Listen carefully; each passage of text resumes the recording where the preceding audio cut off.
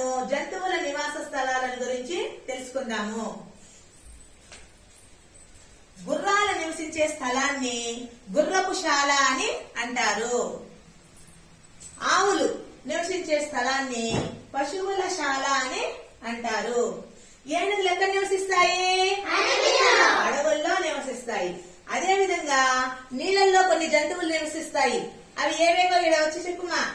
Dolphin, కప్ప, ముసలి, చేపలు, నీటి గుర్రం, ఆక్టోపస్, తాబేలు.